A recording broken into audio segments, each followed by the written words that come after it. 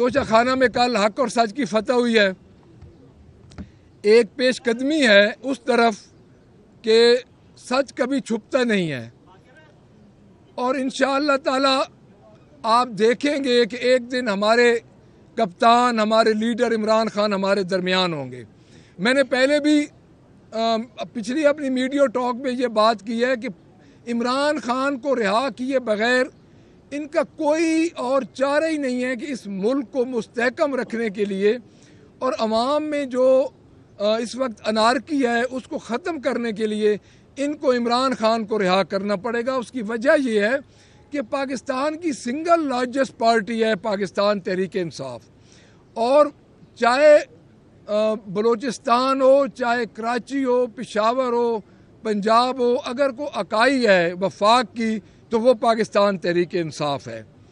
तो मैं ये दोबारा ये बात करूँगा कि हमारी एक पेशरफ्त हो रही है हक और सच की जानिब, और इंशाअल्लाह मजबूरन इनको इंसाफ देना पड़ेगा, क्योंकि अब पाकिस्तान तहरीक इंसाफ की अगली पॉलिसी जो है वो हमने देख लिया है, अदालतों में भी देख लिया है, असम्बलियों में भी देख लिया है।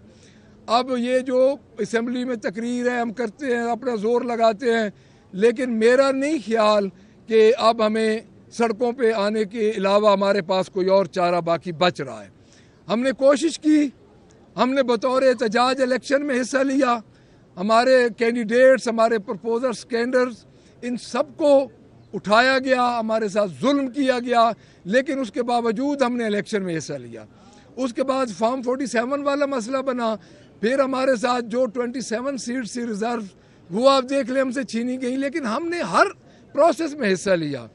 तो अब हम ये चाहते हैं कि हमारे साथ इंसाफ हो, और मुझे ये लगता है कि इस इंसाफ के लिए दोबारा पाकिस्तान तहरीक इंसाफ को पुरअमन एहतजाज के लिए सड़कों पे आना पड़ेगा,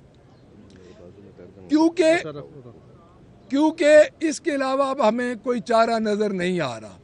तो एक ये बात, और किसी दोस्त ने को बात करनी है तो आपने। मोइन भाई मैं सिर्फ यही कहूँगा कि हुकूमत जो है वो हम लोगों को दीवार के साथ लगा रही है।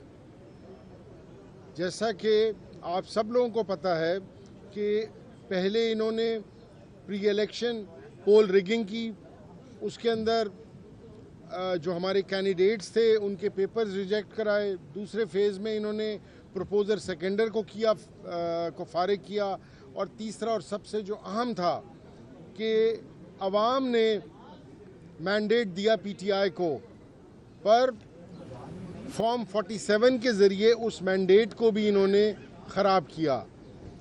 हम असम्बली के अंदर पुरअमन एहतजाज करते रहे हैं और करते रहेंगे।